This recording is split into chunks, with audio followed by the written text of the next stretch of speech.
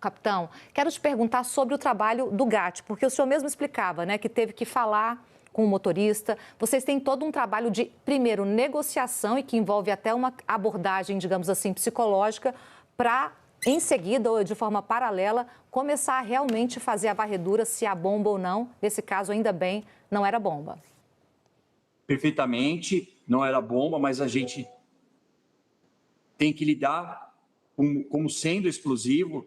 Isso faz parte do nosso protocolo. A gente toma decisões com base de informação que está presente no momento. Muitas vezes não é a decisão ideal, mas é uma decisão satisfatória. A primeira apontamento é a preservação da vida.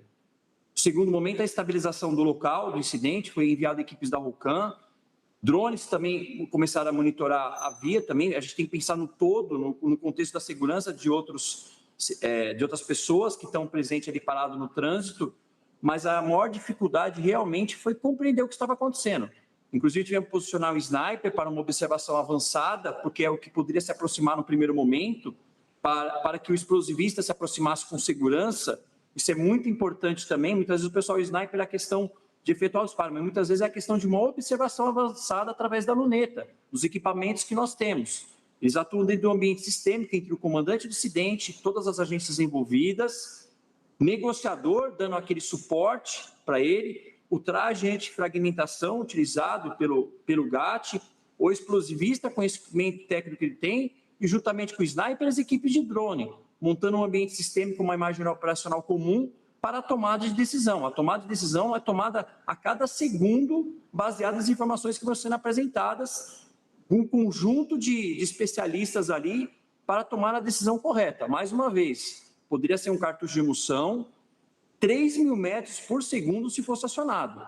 Então, a prioridade total é referente à vida.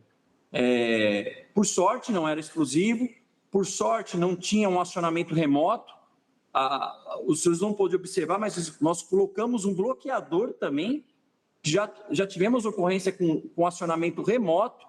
Então, toda essa cautela, essa necessidade desse tempo, né, para agir, porque a gente teve que colocar um bloqueador para tirar todo contato via celular, para que não fosse acionado remotamente no caso explosivo, como já aconteceu anteriormente. Então, uma série de protocolos são analisados, de tomada de decisão segundo a segundo, mas o mais importante foi estabelecido o vínculo de confiança entre as equipes do GAT e a vítima. Ela, com muita persistência, conseguiu descer.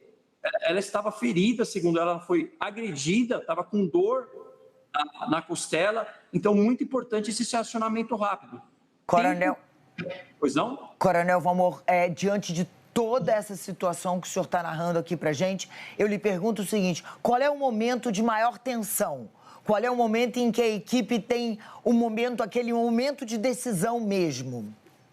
No momento de aproximação. Dessa abordagem inicial para com a vítima, de estabelecer o vínculo de confiança, que foi muito importante. Foi um momento extremamente ali vital para que a gente conseguisse retirar essa pessoa. Tirando a pessoa, tem a questão da vida, e a gente conseguiu operar com os outros equipamentos, o raio-x, para identificar se era não explosivo. Então, esse momento foi o fundamental, o vínculo de confiança entre o negociador que não estava presente, que estava ponto a ponto, orientando o meu explosivista, e essa abordagem com a vítima, que eu não sei de onde ela conseguiu se fortalecer e descer do caminhão. Tá? Fácil, vocês viram que logo que ela desceu, ela desmaiou. Tamanho o estresse pós-traumático que essa pessoa passou. Dá para imaginar perfeitamente o estresse desse homem. Gente, do Acre para São Paulo, são mais ou menos 3.500 quilômetros. Depois que ele sofreu todo esse trauma, ele ainda ficou 4 horas na estrada. Esse momento de abordagem da vítima, de negociação com a vítima, o senhor disse que é um psicólogo. Esse treinamento, qual é a coisa mais importante? É criar esse laço de confiança?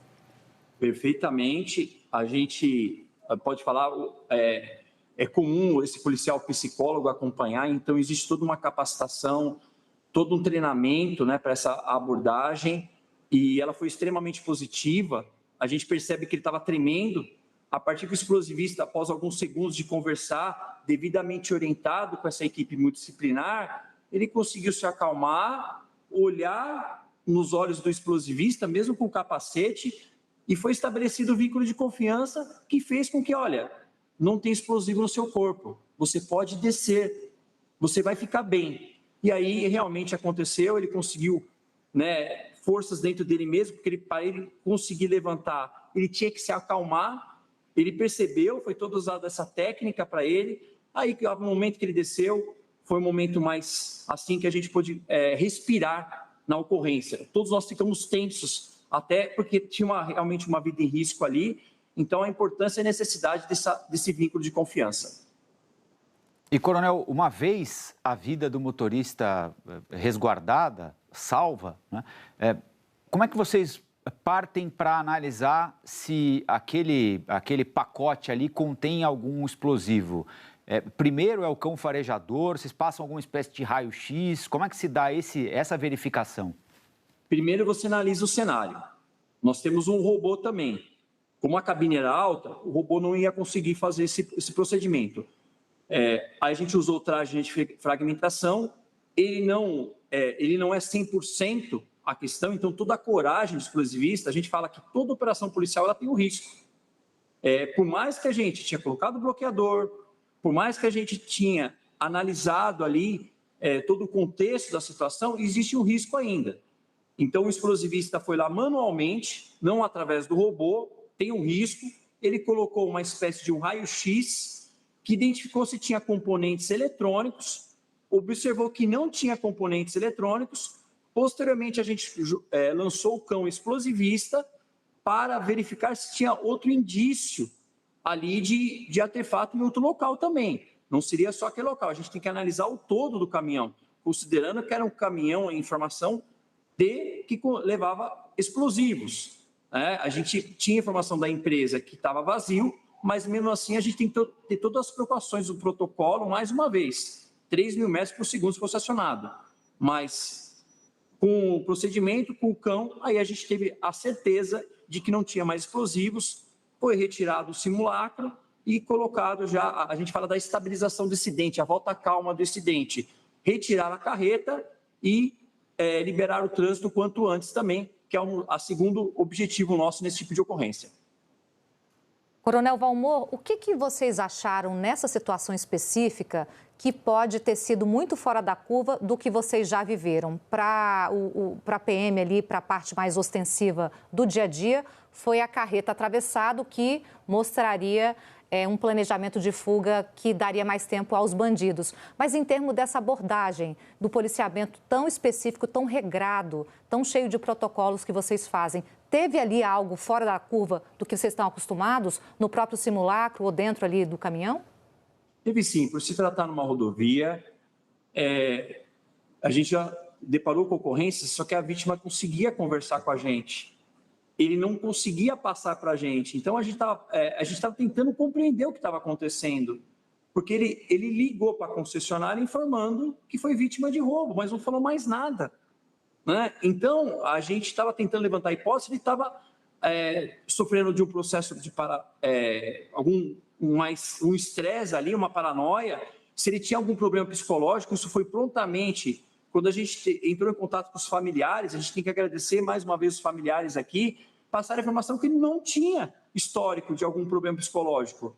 Então, a gente percebeu posteriormente que ele estava realmente com muita dor e com esse estresse pós-traumático, né, pela situação. E eu acho que essa foi a principal dificuldade, que fugiu um pouquinho do nosso protocolo.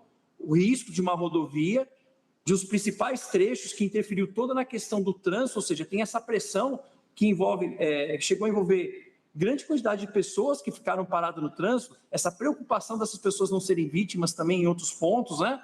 Então, fugiu um pouquinho da normalidade, porque a gente tinha a compressão do tempo também. Por mais que a prioridade é a vida, a gente teve que alterar alguns protocolos para a liberação do trânsito, que estava parando, né, a nossa metrópole. Então, a gente tinha que agir com segurança, mas, ao mesmo tempo, buscar o quanto antes a estabilização daquele local para o direito de ir e vir do cidadão. Capitão Valmor, muito obrigado pela entrevista e parabéns pelo trabalho de vocês. Conversamos com o Coronel Valmor Racorte, comandante do Policiamento de Choque da Polícia Militar de São Paulo. Boa tarde. Parabéns.